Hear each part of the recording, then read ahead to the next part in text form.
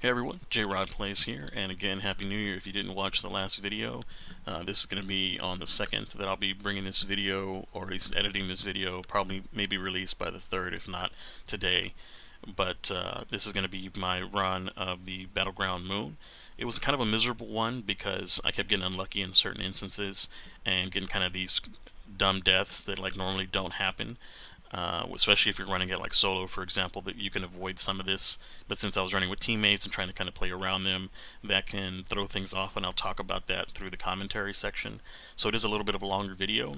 This is going to be the build guide, just in case you were just interested in the build. This is going to be the front half, and I'll have it marked in notations at the bottom if you have the ability to see bookmarks. The weapons that I was running, just so you can kind of see what I was working with, are going to be the Succession, the Polaris Lance, and the Fixed Odds. And I'm just going to cover that real fast since that's the shorter versus the build. So for the Succession, I was just running a Vorpal weapon Succession with lead from gold, so that way whether I picked up special or heavy, I always had ammo there. And that I used to pick down champions and to pick down like beefier enemies from a distance. Polaris Lance is going to be the main weapon. It's no secret, everybody's been making videos of this. The Polaris Lance is an amazing weapon for GMs because of the fact that you can do a lot of damage in a short period of time and from a distance. You can do it safely because of the way that the artifact stacks up a lot of these things, and they escalate and they kind of layer on each other, and it'll also allow for the handling of 2 different champion types. So you can handle with Radiant the barriers once you're already Radiant, and you get Radiant by hitting your shots and hitting the rapid shots from the artifact perk. That's going to give you that Radiant and help you extend that Radiant, and then that'll help you then chip down their shields with the same weapon. And then with the Unstoppables, as you get your headshots on the Unstoppables, which is easier in this one because they're ogres, they're pretty big hitbox when it comes to getting your headshots, you end up stunning them once you get that 5th shot in there, and it does the explosive round, which then ignites and causes an ignition. And the Unstoppable will stun. He'll look like it's not stunned, and then like as you continue to pile on more scorch damage, it'll continue to slope down and kind of slump down. It is a little bit dangerous in some instances, especially when you're doing the Protect the Ghost section, where it'll still try to fire some beams at you, so you still have to kind of stick and move. You can't just sit still when you're doing that damage. But for the most part, the 5th shot will continue to stun and continue to kind of stun lock those. If you have multiple Polaris Lances, you'll see that happening more often. But that's the reason the Polaris Lance is so good. And for those that are new to the Polaris Lance, the way the Polaris Lance works is as you're hitting your shots, you're going to see a little marker on the outside of the reticle start to light up, and once you get all 4 lit, your next shot will fire an explosive round, and that'll help do that additional scorch, which usually ends up in the ignition.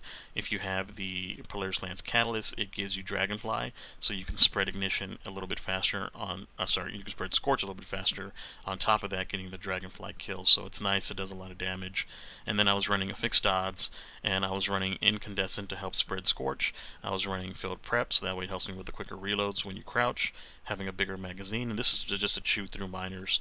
That's the reason why I had this one. And there's this in the second section where you're protecting the ghost. This is actually kind of invaluable. You'll see me using it to chew through miners as I'm trying to help my teammates fighting from the door, because I couldn't fight from the cheese spot since my teammates were there kind of getting attention. I was actually getting wrecked in the cheese spot, so you'll see that as well. Unfortunately, a little bit more miserable for me there too. So now that I've gotten that out of the way, I'm going to go into the build itself. And so for the build itself, it's going to be based around the Dawn Chorus, and the Dawn Chorus, that's going to improve Scorch effects. It's also going to give you stronger Daybreak, and so I recommend, of course, running Daybreak and not running Well. And even in the GM, you'll see somebody ask why am I not running Well. That's because the Well is not as useful in this GM. It'll get broken easy by a lot of the enemies, and you can get killed in the Well. So that's like a easy wipe mechanic for you guys to try to well up, sit in the Well, and kill. And then you end up dying because everybody's getting piled on by all the ads. So don't run Well in this particular one. If you're running this particular build, stick with the Daybreak. And I'm running Harmonic Siphon, double Harmonic Siphon to get orbs out. That's going to give me my armor charges, which gives me my Font of Focus. That's going to give me my maximum grenade recovery. And the reason why I want the grenade back is because I'm trying to rely on Restoration and Radiant. So if you can get your Restoration going with the grenade and you get kills with your heavy or your normal weapon or your primary weapon, that's going to extend that Radiant times 2 and make it harder for them to kill you, but you can still get killed through it. So that's one thing to consider. consider. I'm running Impact Induction because that's going to help me as well get my grenade cooldown down. Double Void because Void is the burn and there's a lot of Void damage to go out there. And then I ran Harmonic Resistance just because I had some additional slot available. If you can fit in an Arc Resist, that'll help with some of the champions. But for sure, Void Resist, Solar will help with some of the champions as well, so they're both valuable.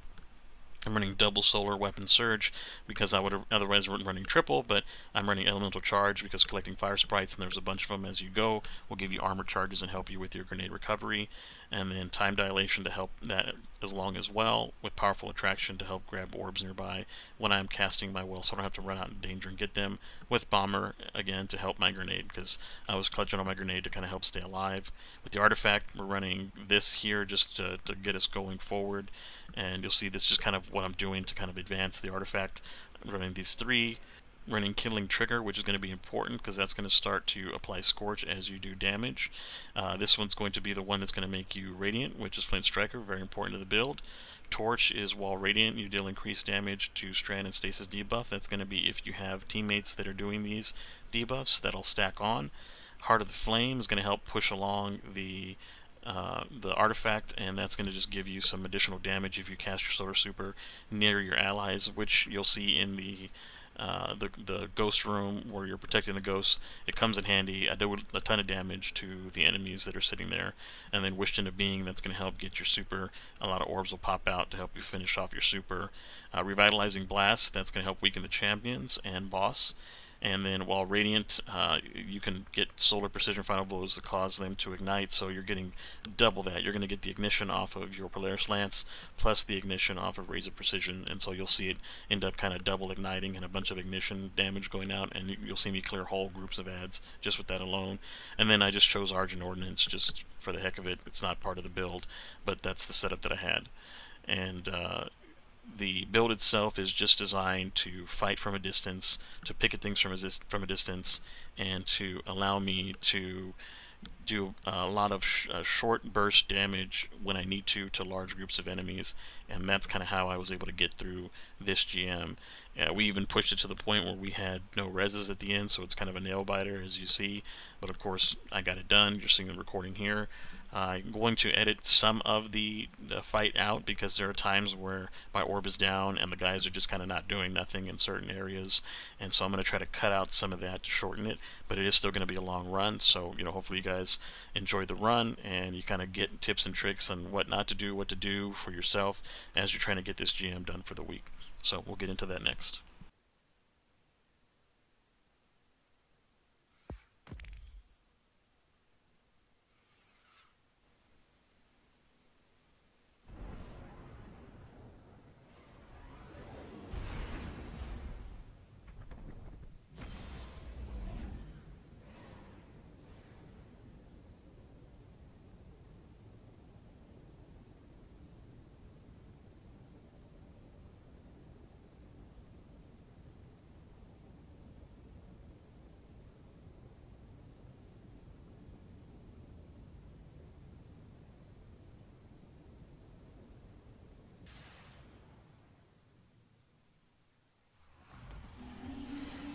Alright, Guardian. This is a smash and grab. Smash some hive, grab a chunk of submind. And live to tell the tale. Alright, so dropping in, we're going to have to wait for one of our teammates to load in, so he's kind of catching up right now. Then from there, we're going to end up turning around and starting the fight by picking on the first champion that we see. And in this section, you're going to see that I'm going to prioritize the champions and making sure that I'm locking them down. So you can see here, this is the Polaris Lance working as I was discussing. Once you get your Radiant going, and your Radiant is continuing to stack because of the Artifact perk, you can continue to burn through the shield. You don't have to switch weapons to a anti-barrier weapon. You don't have to worry about running a sidearm or anything like that. This Polaris Lance is going to do the job for you. If you need to get Radiant back, for example, and the Barrier Knight's buried up and there's ads around, just pick at the ads and get your shots so that you can get your Radiant going again. Or if you have the Fragment that allows you to get Radiant by using a powered melee, and you're using Celestial Fire, which is going to let you attack from a distance, that's another way to get Radiant so that you have like an on-demand way to clear the ads. If you're up on the hill like these two are, just be very careful. These Shredder Knights can one-bang you if they catch you with a couple of them at the wrong angle. So that's what happened to our teammate that died. Just try to pick an angle that is safe for you. If you're running my build, for example, standing where I'm standing is a pretty strong place to stand. And this is a good example if you're looking at the explosions happening of that double ignition and just wiping entire groups of ads just with your perfect fifth shot. It's just fantastic. And this is me using the sniper to its efficiency by picking at stuff from angles that I can hit my shots at. The Vorpal one that I have is actually really good against these champions, and it'll chunk them down, especially if you're trying to make a lot of damage in a short period of time against an Unstoppable, try to keep it from running you down. That's a good swap to do as well.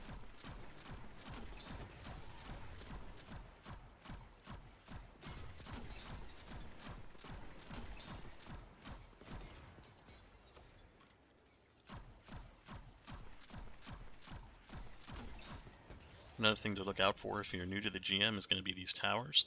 Just try to make sure that you're positioning yourself or you're paying attention to your threat level so that way you don't end up getting popped by the towers just trying to get an angle on an enemy, for example.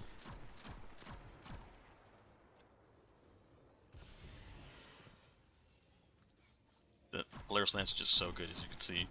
I'm getting so much damage in on all of these ads, not even having to worry about picking at them, just picking at the big target and letting the ignitions do the work.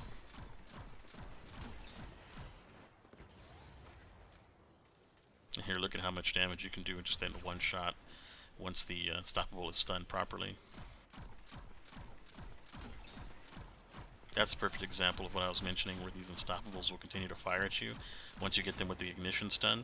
So just be ready for that, that even though they've been ignition stunned and you hear the stun mechanic go off, they're still going to fire at you. So just try not to get killed if you have a little bit low health. Just stay hidden and wait for it to come around the next corner. Try not to be too much of a hero so you waste revives here. You're going to need them later on in the ghost room, and even in the final boss area you may need them.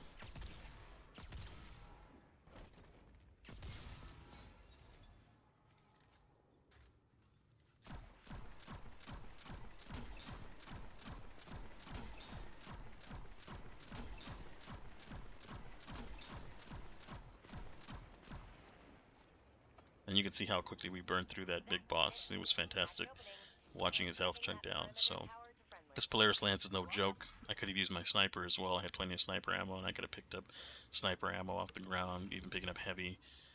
So just all around a easy opening compared to other years whenever we've done the same opening.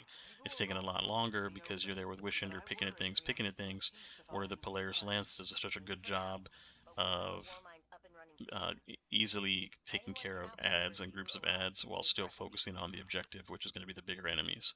Those ignitions that come out and pop out do such a good job at keeping things locked down, keeping them grouped up, not letting them spread out, and then taking them down and taking chain effects as well.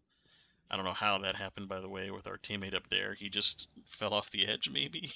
He thought that he was going to hop over instead of taking the left, trying to catch up, and yeah, that was pretty funny. So what I like to do is I've got Icarus Dash on compared to Heat Rising. I mean, with Heat Rising, you can kind of float down. You don't have to worry about it. But with Icarus Dash, what I like to do is once I get down here and I'm getting ready to clear the opening, I like to dash to the left and let these boxes stop my momentum, so that way I'm safe. And then here I'm using my Heavy in order to clear these enemies because they're in close proximity. I don't want them to get a chance to get a shot off on me and get a quick kill on me and again waste any of the reses. And I'm going to clear all the way through doing the same thing. I'm going to be using my Heavy to clear all the way through, even into the final room. You'll see that. And I'm going to pick back up with the commentary, since this is pretty straightforward, once we get into the ghost room.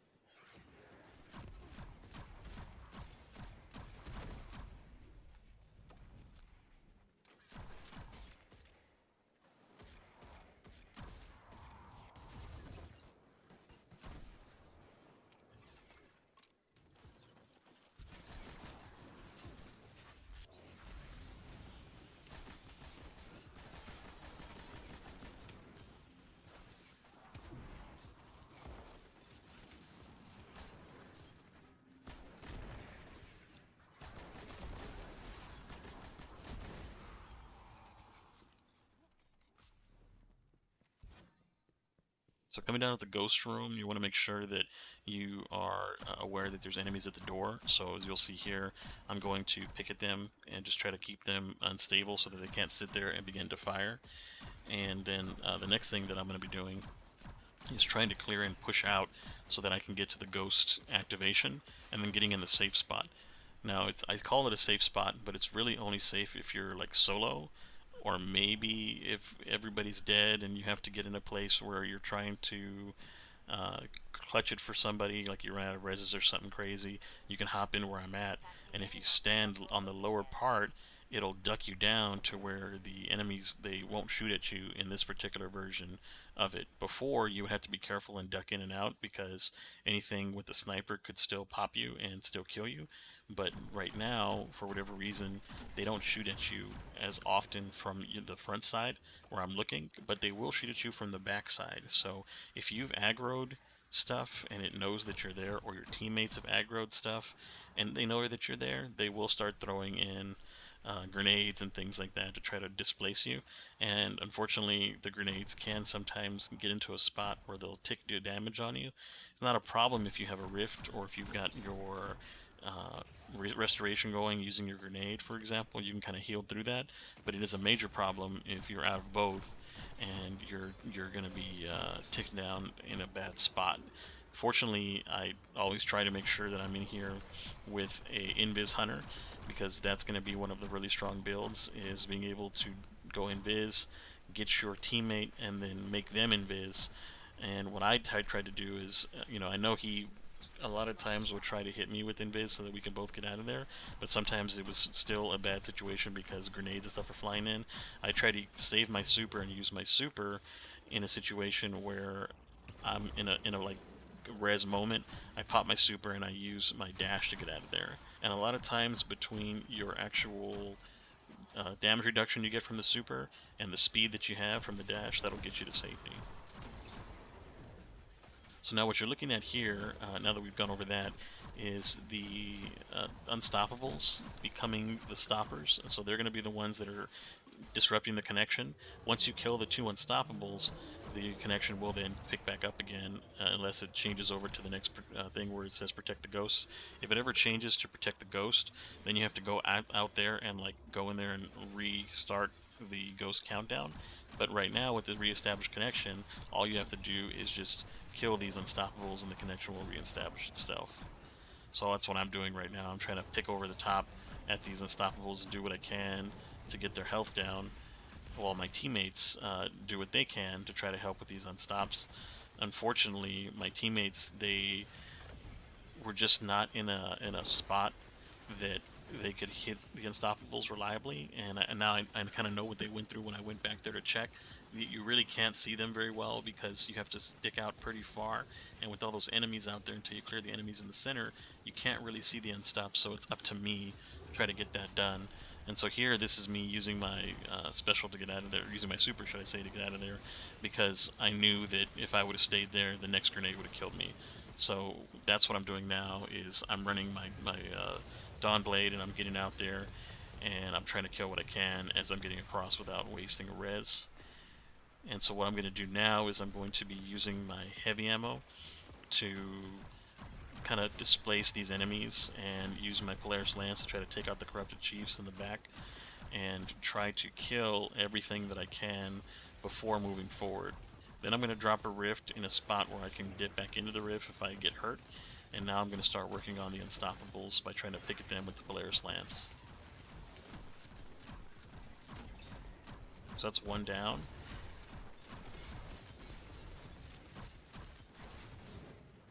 And now later on you'll see that the teammate pops up and he's like, hey, why are you not using your well? And the reason being is because the damage you can put out with the scorch stacks and the damage you can put out by popping in a situation like I did when I'm flying across, just the amount of ad clear is so superior to me to just sitting in the well and getting burnt down by all of these things at the same time. And they can easily kill you in your well. They can pop your well. If they drop that void grenade that you see there in the well, and you can't stand in your well anymore. So what good is the super that you're just going to pop it and go in and out of it like a rift it's just a glorified rift at that point. It's not even considered the same potency as the wells used to be. So that's why I'm running Dawnblade over the well. And as long as teammates don't stick their head in front of you and can catch your perfect death, the Polaris Lance will put in a lot of work to spreading that Scorch and doing the additional Scorch damage.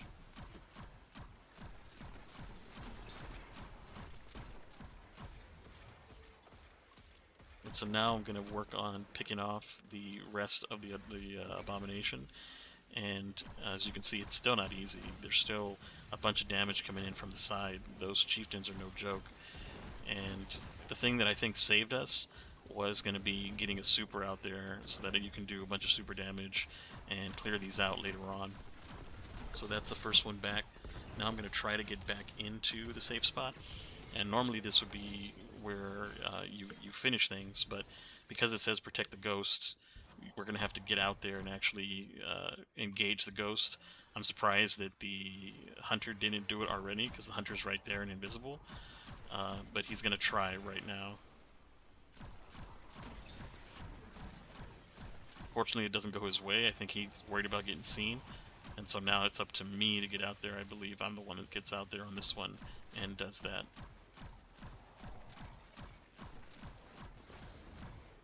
Oh, nope, it wasn't up to me.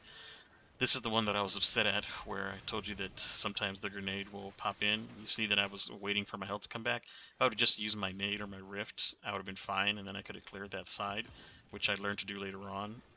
But because of the way that everything is set up, it's just impossible sometimes to account for when the BS is going to hit you and when it isn't. So here I am popping, and this is exactly why I'm running Dawnblade, because Dawnblade literally just going to lay waste to the entire room.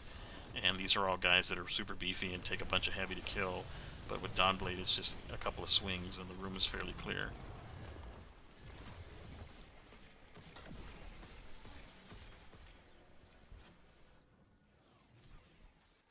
But now that we got the room clear, we're going to go back to protecting the ghost. And because of the experience that I had, where I'm like, okay, my teammates are just aggroing that whole side and they're pretty much killing me, I'm trying to speed this up. I'm going to run out there and try to grab this to speed up the time, and I immediately get double sniped. So, like I said, just one of those runs where everything goes wrong. I was completely miserable because I normally don't die, at all during these runs, and maybe I'll die one time to something silly. But in this case, you just can't help when you run into these situations. So I apologize that I was trying to speed up the time, and they're going to get me here with some visibility.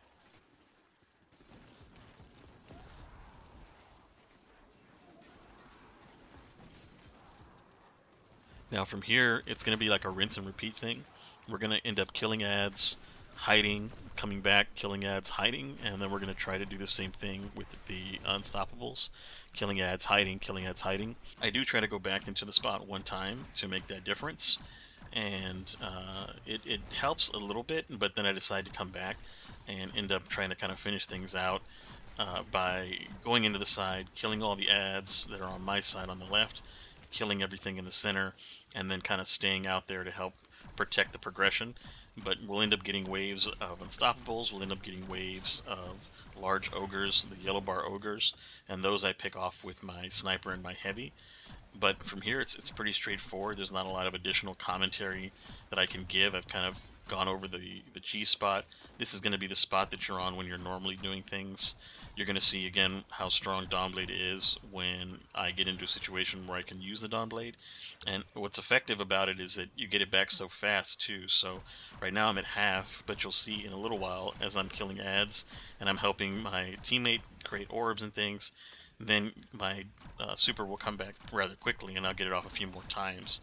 If I was more focused on that, I'd probably get it off another few more times, but I was trying to make sure that we actually got to the point where we could progress it. And so I'm going to let it play out from here, and I'm going to pick back up once we start going into the next section toward the boss.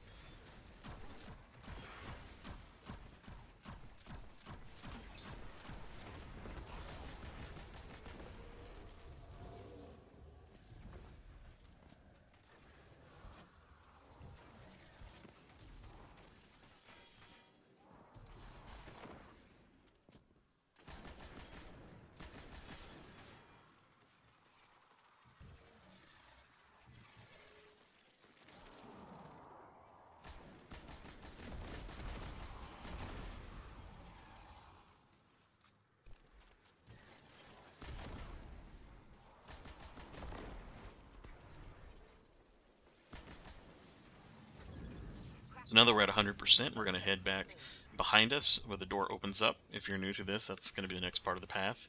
And what we're going to be doing is we're going to be passing through the laser grid. We don't have the buffs anymore like we used to where you can just run through the lasers, so you actually have to get to the laser grid. I forget this every time because I'm so used to just zooming through this, but you want to wait. You want to keep at least one person back just in case somebody dies for the laser grid. You don't want to drop down because then you won't be able to get the orb, get back up to get the orb. So from where you're at right now, I can get back up there and get the orb, but from where I'm about to drop down, this is a place where I cannot get back necessarily as easily to get those orbs. So I'm going to wait here for my teammates, and they're going to take a little bit to come down, and the reason why is because one's waiting for the other.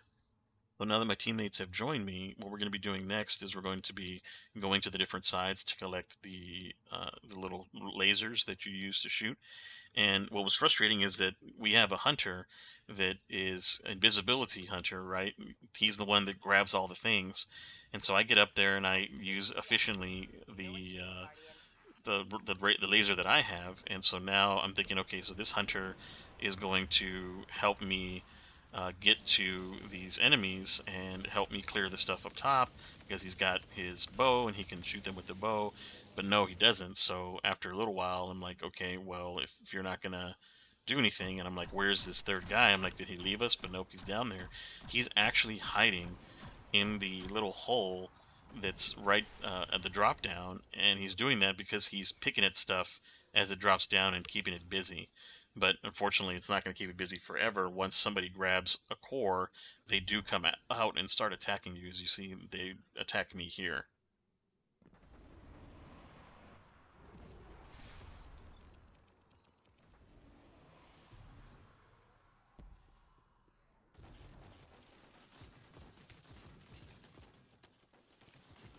You were right, Mara.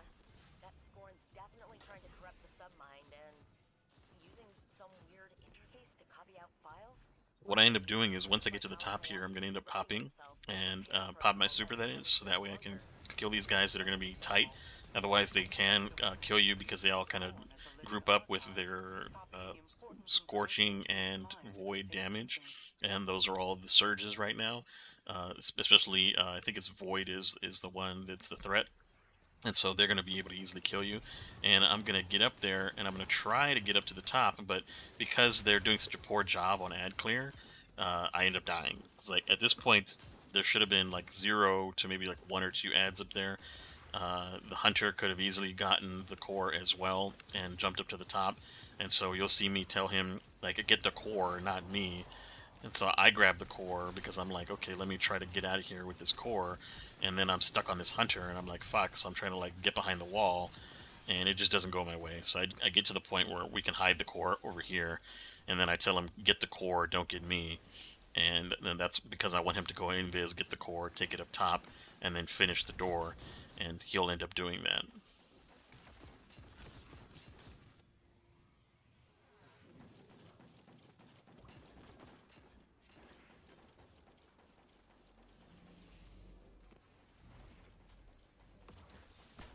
And what I'm going to do is I'm just going to go ad clear mode because I'm kind of pissed at the ads for killing me in the first place. So I'm just going to go heavy on them.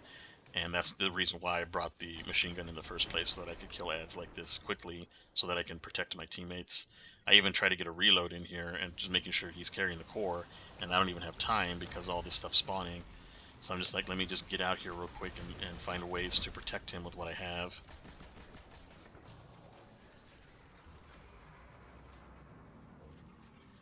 And so we get the door open with a little bit of difficulty. Like I said, kind of a miserable run. But then what we're going to do is we're going to try to position ourselves into the top. And normally, when you have an Invis Hunter, the Invis Hunter stays at the bottom because the Invis Hunter can go side to side and pick at the boss. But in this case, both of these guys, since I guess they're both running Wishender, they're going to go to the top. So I'm like, you guys go ahead, and I'll join you later. I was also trying to see if Mega was going to actually fall off there, because if you don't land perfectly on the peak, you'll end up sliding off to the edge. But his hunter jump allowed him to recover. And so I'm going to go and wait for them to get to the very top and settle down into their spot. And then I'm going to try to pop it and join them up there.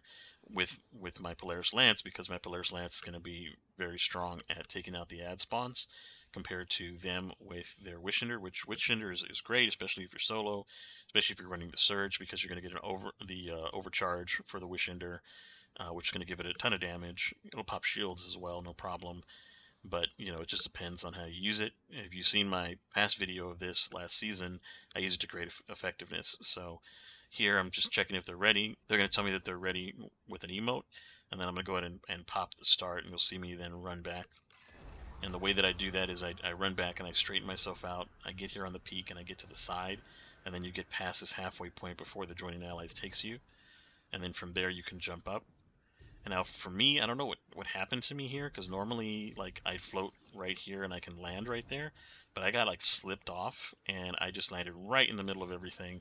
And so I'm straightening myself out, I'm dodging left and right, and as I try to get to the straight point to jump, I get immediately sniped by the boss, which was absolute horseshit. So I'm going to skip forward, because basically all they do is they kind of sit up here killing ads while the boss sits underneath them for like 15 minutes. And I'm going to skip forward to the point where they are able to do damage to the boss, and one of them comes down for me when it comes time to try to do the orb dunk to save a lot of the time on the video. And then I'm going to be respawned, and I'm going to go to one of the sides, because I don't want to risk trying to jump back up and that happening again when there's already somebody up there. What I'm going to do is I'm going to try to get angles on the boss and kill all the ads as they spawn, just to be of most help as I can to support the guys that are already up there. Which, by the way, one of them dies while they're already up there, so before I skip ahead, you can see that they're getting shot by not only the snipers, but they can actually get hit by the grenades, so just be real careful when you're hanging over the edge to dodge the grenades and hang back and get your health back before you try to stick out again, because you don't want to get killed up there. That's a terrible waste of a res. So here's where they started to res me, and now I'm going to take off and get the hell out of there, because there was grenades coming my way, and so you have to be quick on your feet in situations like this. And what you're going to see me do is you're going to see me pick at the boss and pick at all the ads as they spawn. Now, there's not a lot of commentary, of course, I can add to this as well, so I'm going to let it play out so you can see how I picked at the boss and how I stayed alive. And I'm going to pick back up once we start getting the spawns of the arc charges.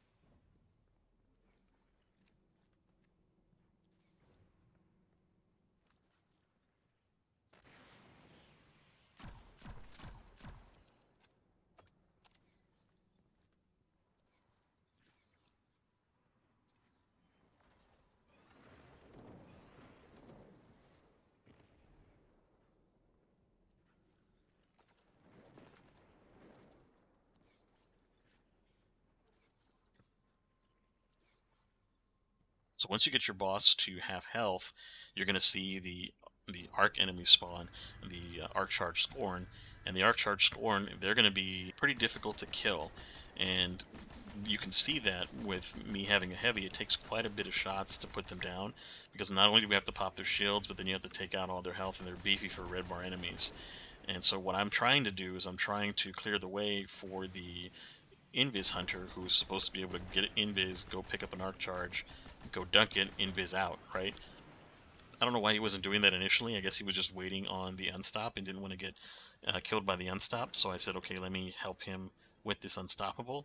And so I start picking at the unstop and killing all the arc charge Scorn. And you're going to see me doing that over and over and over again.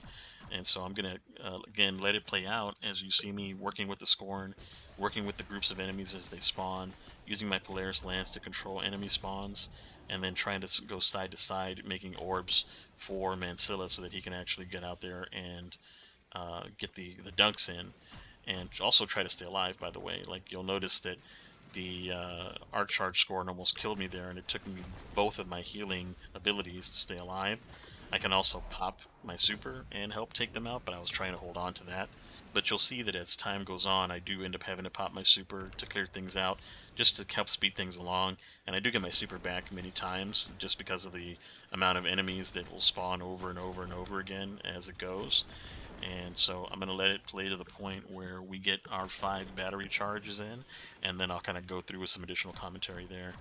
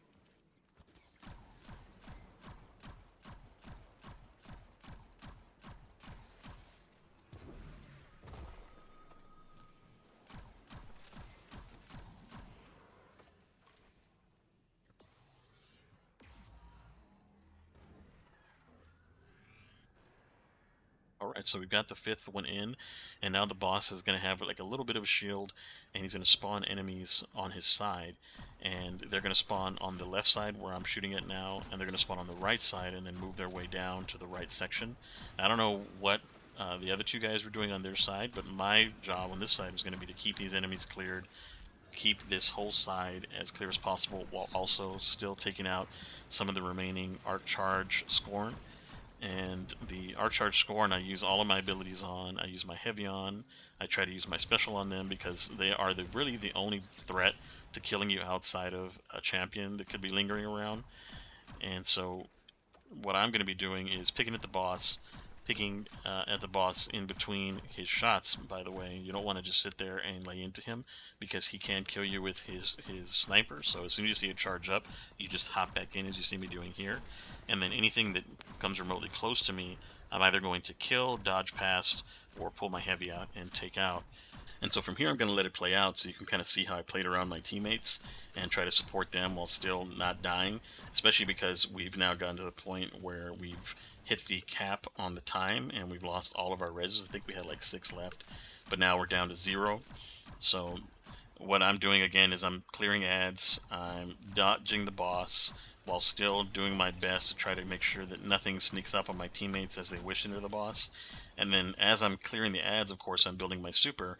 So once I have my super and I feel comfortable, I'm going to go over there and super the boss, and then go back to clearing ads again to try to maybe build my super up a second time. And that's pretty much how the fight is going to end up. We're going to be all very careful. We're going to all pick at the boss. And then, of course, this week is Braytech Osprey, so if you're still missing the Braytech Osprey, it's a good rocket launcher. I'm still chasing the Envious Assassin roll, so I'm not sure if I will do another of these this week because of how painful this one kind of was, even when it went it went decent. It just, again, it was just painfully unlucky for me, and I don't understand sometimes how you get into a situation where you think you're set, you're prepared and everything, and then something random happens, and you just can't account for it, and it's just like, oh, thanks, Bungie. Like, the game just decides it's going to kill you, and it kills you. So, enjoy the rest of the fight. Pretty much GG. If you had any questions on builds, or if you have any questions on, like, an alternative strategy or anything like that, questions about fighting from the roof, you can always take a look at how I fought from the roof in my last video that I did last year for the same Conqueror grind. And if you like, somebody needs that, just comment and I'll post the video link in the comments so you can see how I fought from the roof. And as a hunter as well, by the way, I think I was a Void Hunter as well. But other than that, thanks very much for watching. Again, Happy New Year, and I'll see you guys in the next one.